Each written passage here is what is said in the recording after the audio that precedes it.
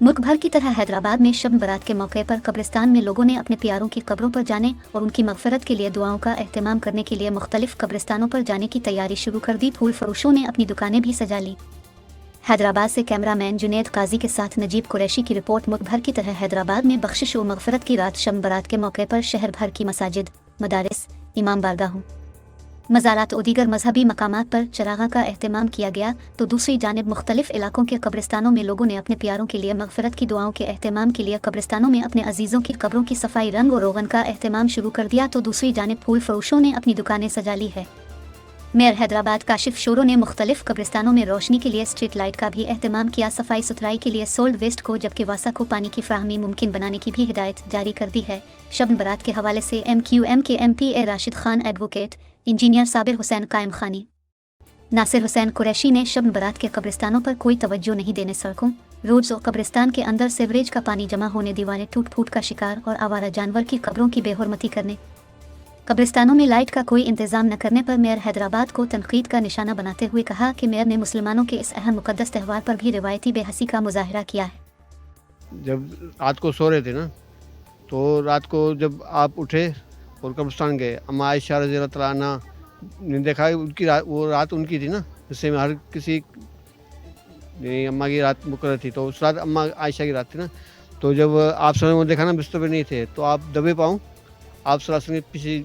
कदमों निशान दिखते गई, तो आज देखा आप सल्लल्लाहु अलैहि वसल्लम कब्रिस्तान में बैठे हुए, तो आप फ़ौरन वापस आ गई। तो आप सल्लल्लाहु अलैहि वसल्लम जब वो कब्रिस्तान से वापस आए, देखा कि आप आयशा सांस तेज चल रही थी, तो कहा कि क्या बात है, भला मैं आपके पीछे गई। तो आपने फरमाया कि ये रात जो ना मगफरत की रात है,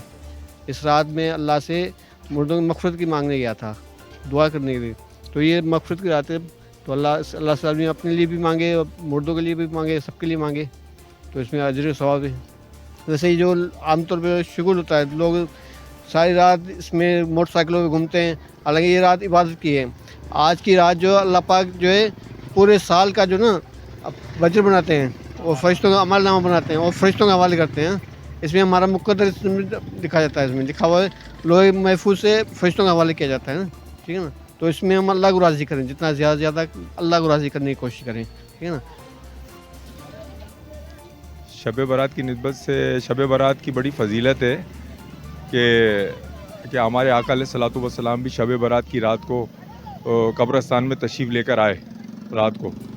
और सुन्नत भी है, आना भी चाहिए सबको मुसलमानों को कब्रिस्तान में। इससे ये है कि कब्रों पे जाने से इबरत भी हासिल होती है कि आदमी को याद करना चाहिए कि अनकरीब हम भी इन कब्रों में आ जाएंगे।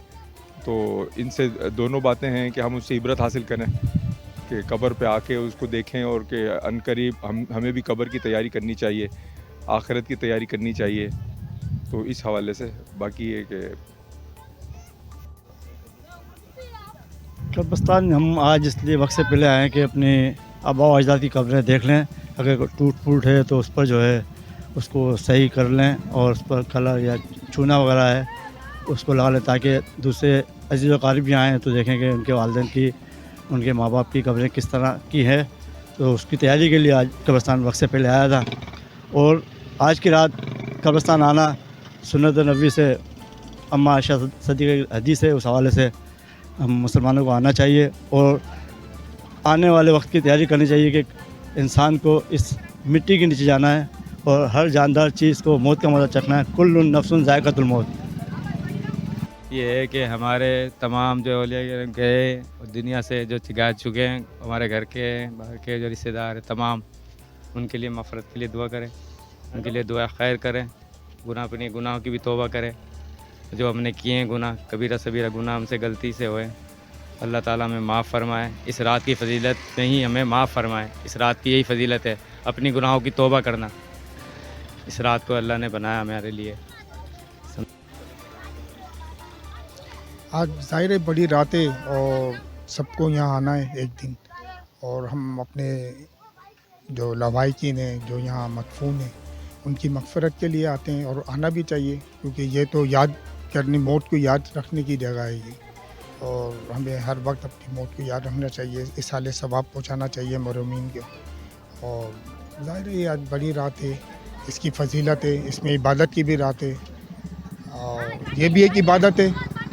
कब्रिस्तान आना, یہ ہمارے نبی صلی اللہ علیہ وسلم کی سنت مبارکہ ہے،